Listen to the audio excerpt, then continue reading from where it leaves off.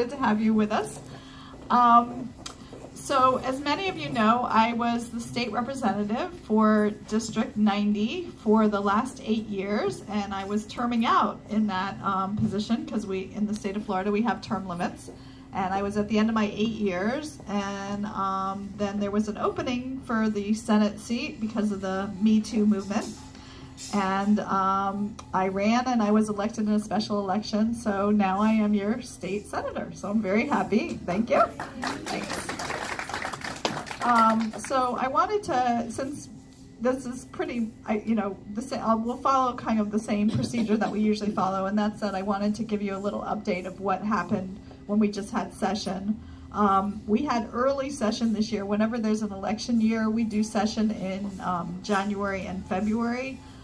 That way everybody can come home and work on their campaigns and things like that. And we started session, and it was pretty typical. Actually, interestingly, when we started session, the big issue was the hurricane.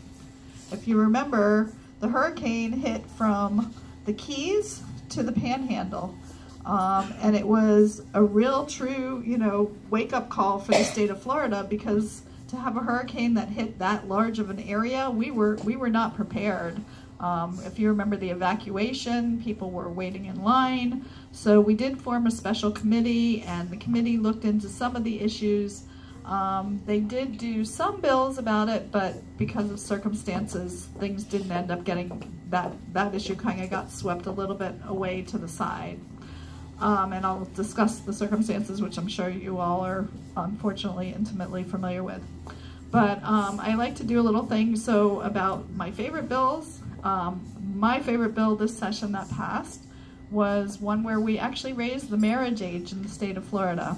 So now in Florida, in order to be married, you have to be 18 years old, or there is an exception for 17 years old if you're marrying someone within 2 years of your age.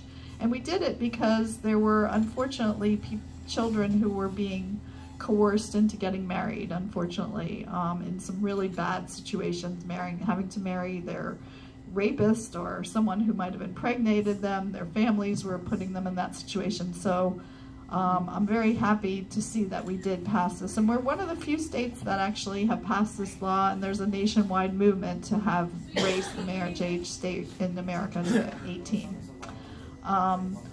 One of the laws that I'm most troubled about is one that I talked about in Lantana to the chamber, to the council, and I'm still not sure how it's going to play out. It's starting to play out a little bit here in the state of Florida, and that is we passed this law having to do with beachfront property.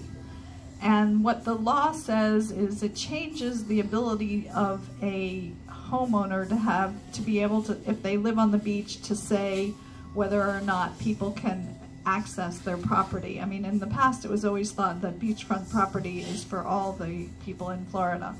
Now we have this rule. It's very confusing. It talks about customary usage. A municipality has to go and say that the public customarily use this beachfront property, and then the public will have the right to access that. There is always a wetland, dry land exception, which basically says if the tide comes up, the public has access to that property. So the public can always walk along the beach where the tide is,